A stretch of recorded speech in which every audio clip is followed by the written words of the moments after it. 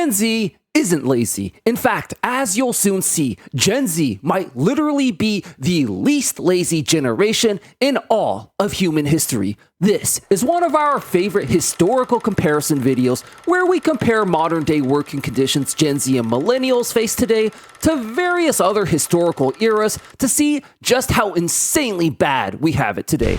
We got an action, jam-packed video today with totally new and interesting, fun and exciting historical eras. From the Eskimos of the Arctic tundra living in freezing -50-degree weather to 17th century pirates taking to the seas, violently conquering ships and plundering endless treasures. This is going to be by far our most fun, explosive, and chaotic historical comparison video yet.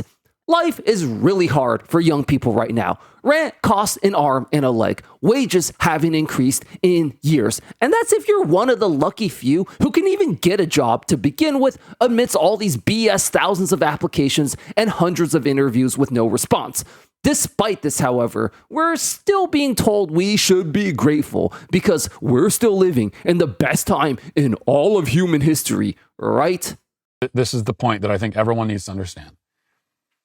Every generation of Americans that are living today have it easier, much, much easier than the vast majority of humans that have ever lived.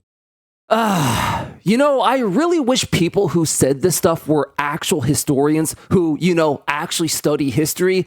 But instead, we got a guy who specializes in, complaining about trans people, throwing out these lazy blanket statements about history when they've clearly never even spent 2 minutes reading an actual history book. So since he's too lazy to actually study history, though, we will happily do it for him right now. 17th century pirates had 9 months off every single year to just get drunk and party all day on paradise-like tropical islands. Eskimos, literal Eskimos, who live in the most brutally chilling, unforgiving environment on Earth. We're talking the frozen tundra of the Arctic with -40-degree temperatures, still live significantly better than your average Gen Z today. Sounds crazy, I know, but the facts, numbers, and evidence just backs this up, as you will soon see. You're definitely wondering by now how all this is even possible, so let's get this show on the road.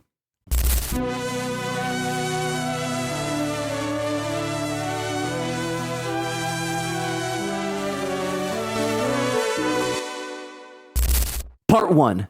Gen Z versus the Inuit people. I've made a lot of videos about hunter-gatherer tribes lately and how surprisingly good they had it. 15 hours of work per week, 2,000 calories per day, and absolute perfect markers of health that we can only dream of. Now, one criticism I got was that I was cherry-picking the absolute best examples. For example, we talked about the Tecopians in the last video, and given they live on a perfect tropical island, of course their lives were relatively quite good. So, for this video, I decided to do the exact opposite. I decided to purposely and specifically cherry pick the one hunter-gatherer tribe who lives in the most absolute brutal, chilling, and unforgiving environment of the frozen Arctic tundra, the Inuit people. Now, I'm going to be fully honest and transparent here. I purposely cherry-picked this tribe because I wanted to prove that I'm objective and unbiased in my analysis. I don't want to come across like I always just find a way to say Gen Z has it worse, just to push a narrative or please my audience. And so I was fully expecting to finally find a hunter-gatherer society who objectively had it worse than us. It goes without saying that the Inuit live in perhaps the absolute harshest environment on Earth. Temperatures plunge to as low as -50 degrees. Your breath literally freezes in the middle of the air. And to top this all off, the geographical latitude of the Arctic means that for 4 straight months in the winter, they're wrapped in a 24-hour darkness with only a slight blue twilight at noon.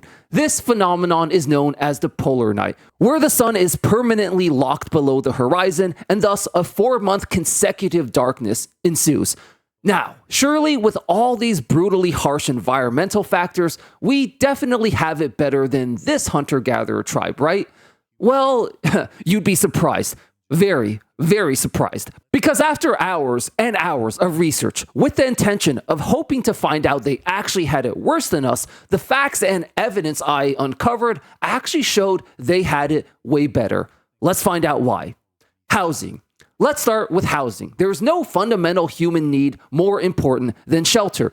And this is where Gen Z is getting absolutely screwed over the most. Between all these absurd $2,000 per month average rent prices and now insane 50-year mortgage proposals. Now, the Inuit people primarily live in igloos. This is pretty common sense basic knowledge that everybody knows by now. What you probably didn't know, however, is that igloos are far more than the simple ice houses they appear to be on the surface. They are an absolute engineering marvel that still impresses modern architects to this day. They're strong enough to withstand a grown adult standing and jumping on top of it, warm enough that you can literally sleep in a t-shirt inside, despite it being negative 50 degrees out there. And here's the craziest part. They can be built fully from scratch in under 1 hour. The process of building an igloo was actually ridiculously simple. The strong winds of the Arctic pack the snow in quite densely, making it a perfect building block for an igloo. The Inuit builder then cuts out a perfectly even block using just a snow knife and his arms as a measuring stick. He then gradually spirals it upward into a dome formation, which is one of the strongest known to modern engineering. And here's the really cool part. Unlike modern apartments, which only deteriorate over time, the igloo actually inherently self-reinforces without you having to do anything at all. During the day when it's warmer, the snow blocks melt ever so slightly, and then they refreeze back into place once the temperature plunges back down at night. This is a process known as sintering. Talk about an appreciating asset. But I know what you're thinking. It must be freezing like absolute hell in there, right? Well, you'd be surprised. It turns out that the inside of an igloo can be as warm as a very comfortable 15 degrees, despite it being negative 50 on the outside. Now, obviously, they have no electricity or central heating there. So, how's this even possible? Well, this is where it gets really mind-blowing. You see, snow isn't solid ice. 90 to 95% of it is actually trapped air in between ice crystals. This makes it an excellent insulator, meaning it's great at trapping heat inside without letting it get out. This is why you often see Arctic animals like seals and polar bears burrowing in the snow. It's nature's free way of keeping them warm. This means that with your own body heat alone, an igloo can reach a comfortable 15 degrees Celsius in a matter of minutes. No electricity, central heating, massive power bill, or endless burning required. So in one single hour of work, an Inuit builder gets to have an entire free shelter to himself for life. He doesn't have to pay rent to live on the land. He doesn't have to pay for using the snow. He only has to work 40 minutes to set it all up, free housing as a human right for life. This completely and utterly decimates the horseshit capitalist lie that nothing is free, not even in nature. As you can see, even in the most brutal, harshest natural environment, nature is full of free stuff, which is why hunter-gatherers get free housing for life in under 1 hour. While modern-day Gen Z and millennials are looking at a ridiculous 50-year mortgage plan now. If you do the math and convert it to today's money, your average Gen Z probably only makes about $20 per hour after taxes, and that's if you're lucky. And as we already mentioned, the Inuit tribesman is able to build an entire igloo for life in the same amount of time. So this means that Inuit housing comes with built-in free central heating, no rent, no property taxes, and essentially only costs a one-time fee of $20. Gen Z, on the other hand, is looking at 50 years of work just to be able to afford the basic human need of shelter. So yeah, we have it better than anyone in human history? Really? Get that weak stuff out of here. The Inuit tribes were a hell of a rabbit hole to research, and there's a lot more scientific anthropological evidence that proves they had it far better than Gen Z today. They only had to work once a week for food, they had entire 4 months winters off, they had demonstrably far better mental health than us, they even have advanced technologies like sunglasses, stealth boats, which rival the US military, and caribou fur jackets, far superior to even the most expensive winter jacket on the market today. If you're interested in a full deep dive video on the Inuit tribes, let me know in the comments. I'd be very glad to make it. Hey guys, we set out on a mission during the summer to take down the biggest, most vile Gen Z hater, the Angry Guy. A straight up horrible human being who hates Gen Z so much he even celebrates them dying. Thanks to you, we've gained a ton of ground on him over the summer, and we've set a new goal to surpass him in subscribers and defeat him once and for all by the end of the year. So, if you're new here and enjoying this content, definitely consider subscribing and helping us take down the biggest, most evil, final boss Gen Z hater. With your help, we can absolutely do this. Part 2, 17th Century Pirates. If you're watching this video as a young American Gen Z, you likely lament the fact that you only get about 2 weeks of vacation per year, if that. Those of you watching from Europe have it slightly better at around 6 weeks, but what if I told you that both of you get totally put to shame by a 17th century pirate who got anywhere between 8 to 12 months, sometimes even a full year of vacation at a time? And not just any vacation either. I'm talking about a 5-star, first class, all-inclusive vacation on some of the most stunning, beautiful islands of the Caribbean for 9 months out of the year. On top of that, they made so much money during their loots that these 9 months were just a massive non-stop hedonistic party. All the best rum, drinking, partying, women, and every hedonistic pleasure imaginable. Historical accounts from locals describe their spending habits as something akin to that of a professional athlete who just signed his first major NBA contract. They live like absolute ballers in every sense of the word. What's even more shocking is that they were not born into royalty or privilege at all. Most pirates started off just like you and me. They were rebels and outcasts who saw how BS the system was and didn't want anything to do with a traditional career, so they just set out to sea to write their own story. How were they able to do this? During the golden age of piracy between 1650 to 1730, a combination of geopolitical factors allowed piracy to run rampant and thrive.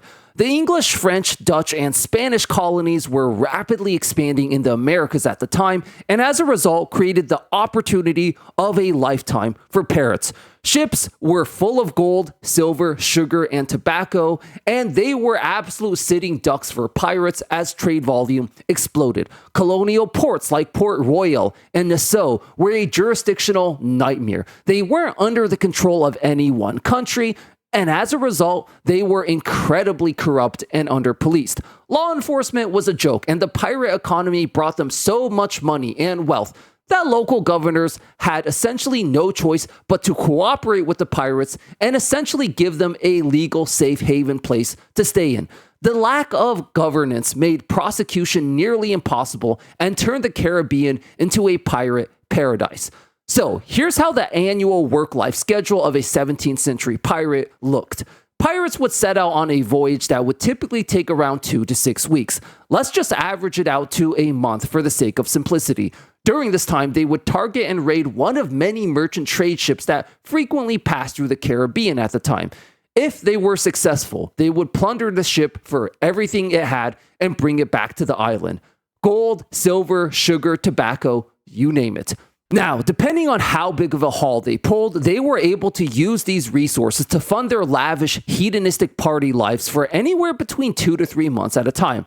It was a constant, never-ending cycle of 1 month of work, followed by 2 to 3 months of hardcore hedonistic parties, over and over and over, until they were either killed, captured, or died of disease.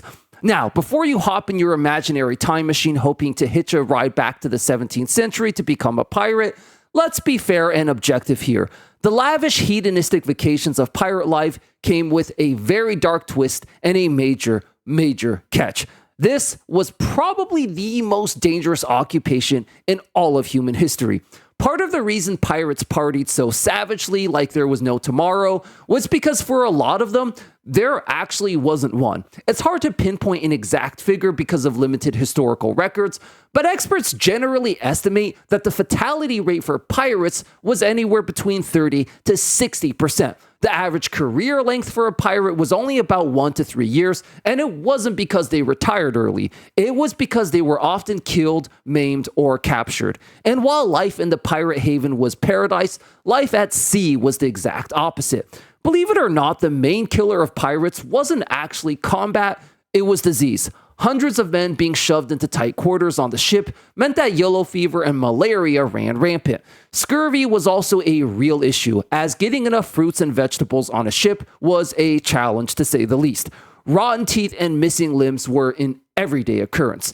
And we haven't even talked about the risk of being captured and hanged by the government, or even deadly encounters with different pirate factions yet. So because of all these factors, whether or not 17th century pirates had it better than Gen Z today isn't such an open and shut, cut and dry decision the way Eskimos were. But this does give us a great opportunity to have an honest discussion with some nuance here. Whenever I cover past historical eras and compare it to the modern day horrible job market, working conditions, and overall economy Gen Z faces, the most common counter argument I always get is that, oh, but lifespans were so much shorter back then. How can you even suggest they had it better? As if a longer but more miserable life is the ultimate end-all be-all trump card to all this. Pirates may not have lived long, but they lived damn well. Their lives were short and they knew it, and they made the absolute most of it. So the verdict on whether or not they had it better than us modern-day Gen Z and millennials really just comes down to one thing. Would you rather have an S-tier existence for 2 years and then unalive, or a long drawn-out miserable D-tier existence for 70 years? Would you rather have a 2-year constant hedonistic party and then unalive, or would you rather be stuck moving boxes in a warehouse for 70 years with no time to enjoy life at all? I'll leave it to you to debate and discuss that in the comments. There is really no right or wrong answers here, and I could definitely understand both perspectives. So, a couple more notably interesting facts about pirates before we wrap up this video. Contrary to what you may have gotten from the movies, pirates weren't just a bunch of violent savages. They were an incredibly egalitarian, diverse, and democratic group of people who didn't believe in hierarchies or rigid structures. They had workplace democracies, actually, to where they could actually vote for their captain of choice, and they could vote out those who they didn't like for whatever reason. Something you could only dream of doing to your asshole boomer boss today. They were a lot like us in many ways, in that they saw how BS the traditional 9-to-5 wage slave life was and opted to just take a massive risk and write their own story. They had workplace constitutions, ensuring that everyone got a fair share of the loot rather than the boss hoarding all the profits. But perhaps the coolest thing I learned about pirates through all my research was that during this time of intense slavery, prejudice, and racism, pirates were the most progressive, and I guess you could say woke, egalitarian people of their time. A lot of pirates were freed or escaped slaves of African descent, and they were generally treated as equals on the pirate ship. Pirates would often capture slave ships and give the slaves on board an opportunity of a lifetime to join their crew and start a new life. African slaves, when given this opportunity, usually took it as an absolute no-brainer, as dangerous as pirate life was, it was unquestionably a far better life than being enslaved on a plantation forever. It's also worth noting that although pirate life was brutal and dangerous, they did live far better than their wage slave counterparts, the normal merchant sailors of the time. All the dangers we mentioned earlier, from disease to violence to shipwreck, these equally applied to regular merchant sailors back then as well. The only difference is that being a typical wage slave under capitalism, they didn't even get compensated that well for this dangerous job. For a normal sailor, there was no time for hobbies, no time for vacations, no time for parties, leisure, or any of the other insane hedonistic pleasures that pirates got to experience in their short but exciting lives. Pirates were the nomads of their day who successfully escaped the 9-to-5 wage slave system. They freed countless other slaves as well. They understood that life was too short to waste on a miserable wage slave existence, and they may not have lived long, but damn, did they live well, and for that, they deserve our respect. Modern day Gen Z looking to escape the 9-to-5 may not be quite as brave or courageous as a 17th century pirate, but they definitely have more balls than any other living generation. We explore this more in this video right here. Check it out. I'll see you there. Thanks for watching.